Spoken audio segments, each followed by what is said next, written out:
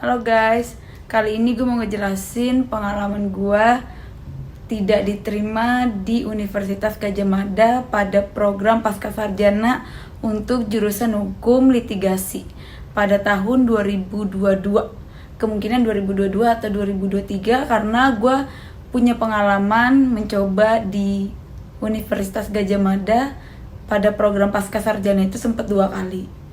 Jadi memang waktu gue SMA pengen rencana untuk kuliah S1-nya tuh di Kalimantan dan mau lanjut studi gue S2-nya di UGM dengan jurusan hukum litigasi.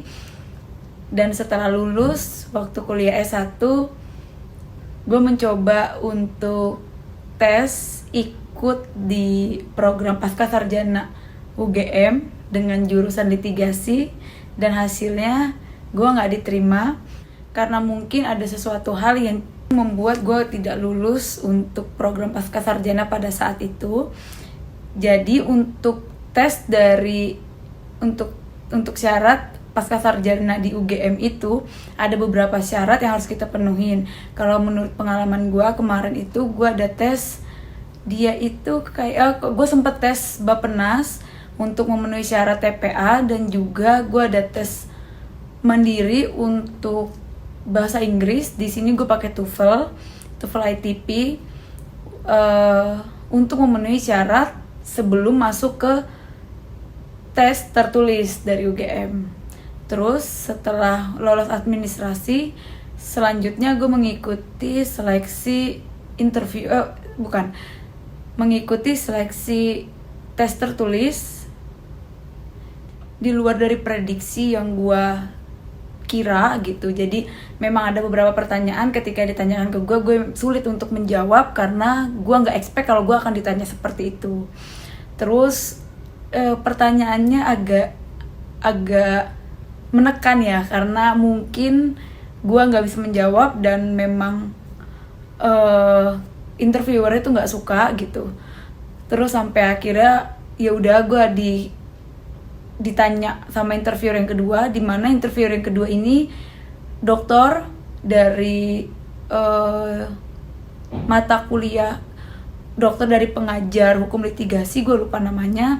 Gue sempet diinterview dan ini pertanyaan keduanya lebih enak dan lebih santai, gue bisa ngejawab. Mungkin seleksi interview ini yang membuat hasil gue untuk tidak lolos karena memang pertanyaannya gue nggak bisa menjawab gitu. Cuman waktu setelah gue diskusi dengan teman gue, sekalinya bukan cuma gue saja yang tidak lolos, ada beberapa teman gue juga yang pernah mengalami tidak lolos karena sesi interviewnya seperti yang gue rasakan dengan orang yang sama gitu. Atau mungkin memang profesornya ingin yang perfect, yang kita sudah mendalami sedetail itu untuk melanjutkan studi kita gitu. Cuman ya udah, setelah itu gue mencoba lagi di tahun selanjutnya, tahun 2023, dan hasil yang gue dapatkan berbeda jauh dari pengumuman 2022. Gue mencoba lagi di tahun 2023 dan hasil yang gue dapatkan gue lolos di Universitas Gadjah Mada. Cuman kemarin permasalahannya karena waktu gue gagal di Universitas Gadjah Mada tahun 2022, gue mencoba di Pascasarjana Universitas Airlangga dengan jurusan hukum ketenagakerjaan. Dan di situ seleksi yang gue ikutin lumayan mudah menurut gue pribadi karena hasil yang gue dapatkan juga gue lulus tanpa harus mencoba 2 kali, nggak seperti di UGM gitu. Hampir sama untuk proses tahap seleksinya, dia ada tesnya juga, ada sesi interviewnya juga. Gue kemarin itu interview dengan 1 orang dan ditanyain tentang kenapa ngambil hukum ketenagakerjaan dan sebagainya. Dan hasil yang gue dapatkan dari Universitas Airlangga, gue lolos di tahap pengumuman pertama. Gue tes dimana itu adalah jurusan hukum ketenagakerjaan program Pascasarjana di UNER. Cuman gak sampai di situ aja, gue juga ada ikut tes di program Pascasarjana Universitas Indonesia dengan jurusan hukum kenegaraan. Jadi karena memang gue nggak masuk di tahun 2023 di UGM, gue mencoba di beberapa universitas karena gue merasa kayak sepertinya gue bisa mencoba di beberapa universitas gitu. Akhirnya gue mencoba di Universitas Indonesia. Di sini agak sedikit berbeda. Kenapa? Karena seleksi Universitas Indonesia tidak ada untuk interviewnya. Jadi Universitas Indonesia cuma mensyaratkan tes administrasi, setelah itu SIMAK UI. SIMAK UI ini dimana kita akan dihadapkan dengan tes seperti TPA, matematika, dan bahasa Inggris. Kalau gue nggak salah ingat itu soalnya ada sekitar 150 atau 100 dengan waktu 120 menit. Kemarin itu karena memang masih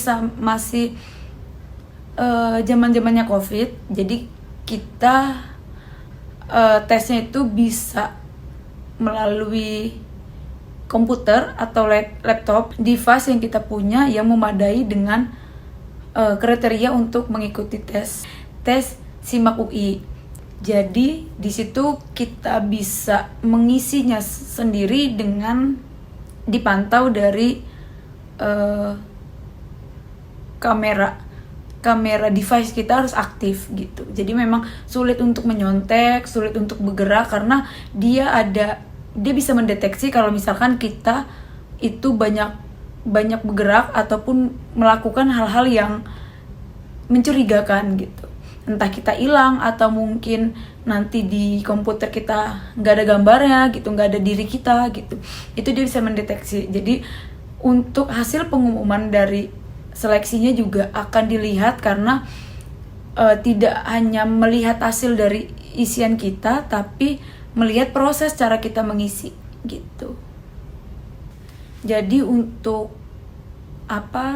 struggle yang gue alami untuk gue mencapai S2 universitas yang gue mau, yang gue impikan itu di UGM, di UNER, di UI, itu gue memang mencoba ketiga universitas itu. Dengan gue mencoba juga di UGM 2 kali gitu. Jadi itu memang struggle gue di masa itu, dan untuk saat ini itu sebagai kenangan gue karena memang saat ini gue sudah melewati kuliah gue dan memang udah lulus di bulan Februari dengan bantuan beasiswa. Jadi gue akan membagi beberapa pengalaman gue terkait dengan bagaimana sih proses tes di UGM, di UNER, dan juga di UI untuk program Pascasarjana S2-nya, tepatnya di jurusan hukum. Jadi mungkin setelah video ini gue akan upload lagi untuk video selanjutnya terkait dengan syarat, pengalaman, dan apa aja yang harus dipenuhi untuk dapat kuliah atau lulus di Universitas Airlangga, Gadjah Mada, dan juga Universitas Indonesia. Atau mungkin nanti ketika gue ada waktu, gue akan membagi pengalaman gue, bagaimana gue mencapai untuk mendapatkan beasiswa LPDP gue di program Pascasarjana S2 di dalam negeri. Jadi tetap stay tune ya teman-teman, jangan lupa di subscribe. Terima kasih.